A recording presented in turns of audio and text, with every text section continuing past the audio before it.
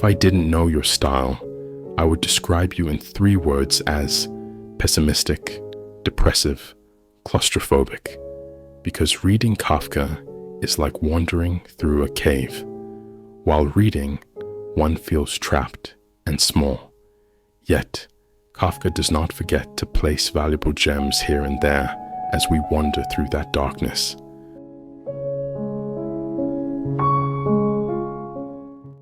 Franz Kafka was born in 1883.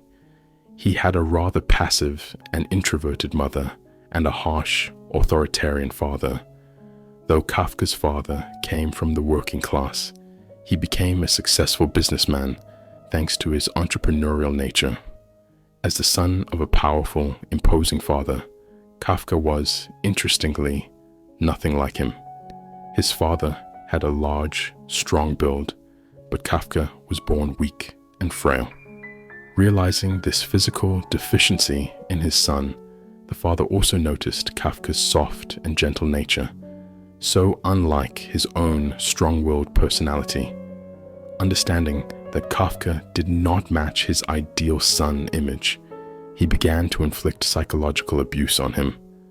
Exposed for years to his father's belittling remarks, insults, and demeaning behavior, Kafka suffered intensely in his youth from an inferiority complex, self-hatred, and guilt. Amid these struggles, he discovered a passion for writing and began dreaming of becoming a writer. However, his father disapproved of this ambition and insisted he study law instead. Kafka complied and went to law school, where he met Max Brod, who would later become his best friend. Max Brod described Kafka as shy and reserved, yet someone who said profound things when he spoke. After university, Kafka reluctantly started working at an insurance company.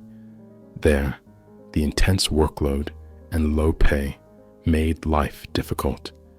He continued writing, though he did not think his work was worthy of publication. Eventually, at Max Brod's encouragement, he agreed to publish his works, but they didn't receive the success he hoped for. This lack of recognition only deepened Kafka's existing insecurities. His self-doubt and lack of faith in his talent can be linked to the psychological trauma inflicted by his father, a burden Kafka carried throughout his life. At the age of 36, Kafka finally decided to confront this burden by writing a letter to his father, a deeply personal account spanning 47 pages, detailing the emotional damage he had suffered. But Kafka couldn't bring himself to give the letter directly to his father, and instead handed it to his mother, asking her to deliver it. She, however, never passed it on, perhaps out of fear of her husband's reaction. Thus, the broken relationship between Kafka and his father remained unresolved. Kafka died 5 years later at the age of 41 from tuberculosis. What's even more tragic than his unresolved paternal conflict and early death is the fact that he, a literary genius, died thinking he was a failed and untalented writer. None of the books he published during his lifetime achieved success, and he assumed the rest would fare the same. On his deathbed, he even asked Max Brod to burn all his unpublished writings. Thankfully, Max Brod, who believed in Kafka's literary potential more than Kafka himself did, ignored this request. He carefully compiled and published Kafka's work, ensuring that his name would become one of the most influential figures in 20th century literature. The existential anguish, absurdity of life, and human struggle against nonsense that Kafka explored in his works went on to inspire many later writers and philosophers. Like many extraordinary people, Kafka was only truly understood after his death. In his novel, The Trial, Kafka tells the story of a man oppressed by an absurd legal system. The protagonist, Joseph K., is suddenly arrested without knowing why. Later, He is summoned to court, but no one tells him where or when. He finds himself caught in a senseless situation, trying to discover what crime he committed and simultaneously battling the bizarre justice system. Even by the end of the story, Joseph still doesn't know why he is on trial and remains guilty in the eyes of the law. Joseph K's persistent sense of guilt parallels Kafka's own feelings of guilt stemming from his father's emotional abuse. The authority figure in the trial is the legal system. For Kafka, it was his father. Both protagonists are treated as guilty without knowing why. Kafka's The Metamorphosis is even more absurd. One morning, the main character, Gregor Samsa, wakes up to find himself transformed into a bug. Despite this horrifying change, his first concern is how he will get to work. When his family discovers his transformation, they initially try to help him, but eventually begin to neglect and reject him. Yet Samsa's metamorphosis doesn't drastically change his life, because he already felt like a bug in his daily routine, worn down by a job he hated, a demanding boss, and the heavy burdens his family placed on him. In a way, Samsa had already ceased to be human before his physical transformation. That his first thought, after turning into a bug, is how to make it to work says everything.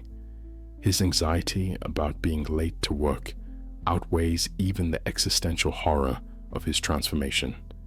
In such a case, the person has already been alienated from life. This story is about someone who has become estranged from his family, his job, his boss, and ultimately from life itself. In both of these stories, and in most of Kafka's other works, the main characters are confronted with absurd and uncontrollable situations. Yet, despite being victims of these senseless systems, they continue to resist. Joseph fights the corrupt justice system to the end. Samsa, even as a bug, tries to cling to life. Though neither achieves a happy ending, Joseph is convicted.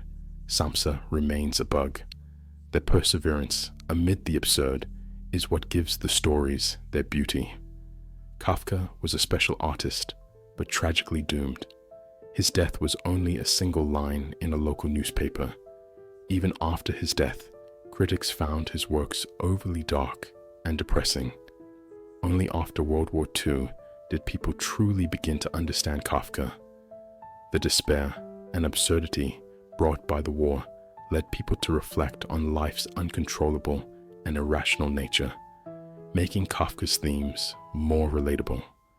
One final interesting fact is that despite his grim life and dark works, Kafka never lost his sense of humor. Max Brod said this shy man could be quite witty. In fact, Kafka's humor is evident in his stories. The absurdity in his works often borders on the comedic, because after all, humor feeds on absurdity. But perhaps the most striking part of Kafka's story is this: if Max Brod had listened to him and burned those manuscripts, we might not even be talking about Kafka today. Life is absurd enough to give Kafka a cruel father, but also a loyal friend. And it makes one wonder how many other gifted individuals like Kafka have failed to recognize their own potential because of childhood trauma or insecurity.